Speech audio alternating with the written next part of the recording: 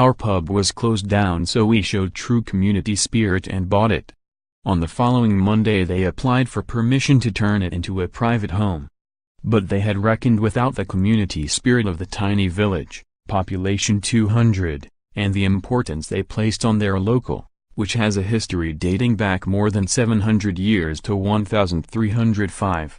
Within a week a public meeting had been organized and Braintree District Council found itself bombarded with complaints.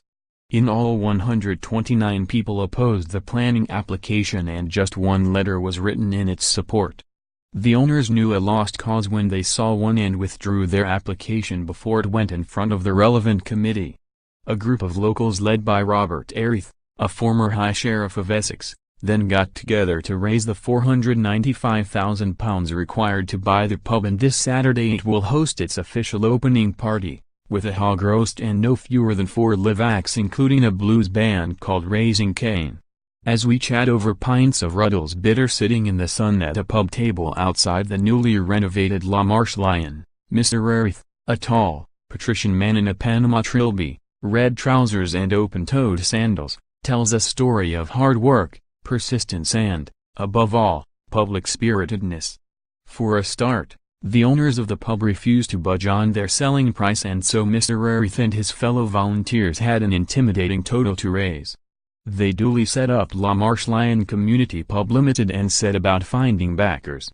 Shares were sold at £50 apiece and no fewer than 400 investors came on board, mostly locals keen to preserve their village hostelry.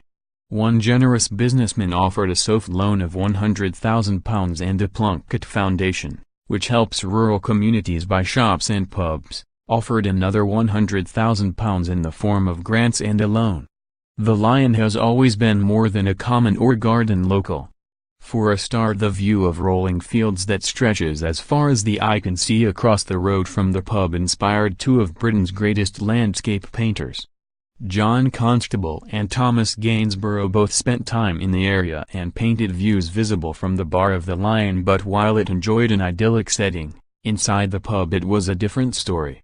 It was in an awful condition, says Mr. Erith. Apart from rewiring and replumbing, the pub needed a new kitchen and a new floor, and rotting window frames had to be replaced.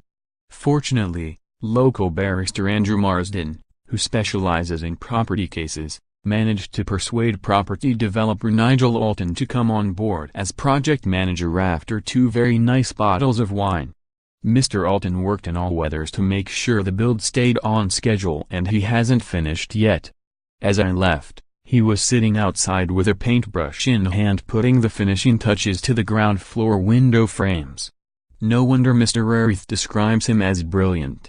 But the pub itself is being run on a professional basis by a manager with 40 years' experience in the trade.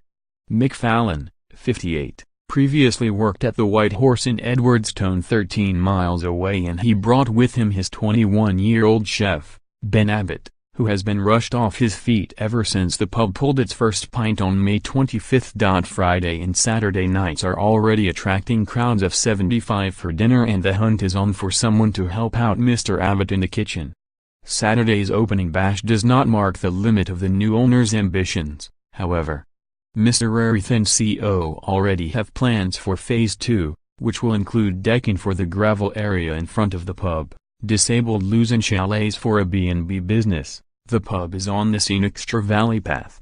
As Mr. Marsden gives me a lift back to the station in the nearby village of Bears in his vintage Morgan sports car, he says he has told the management of the local there that they aren't trying to steal their trade. "We're encouraging people to drink twice as much," he says with a laugh.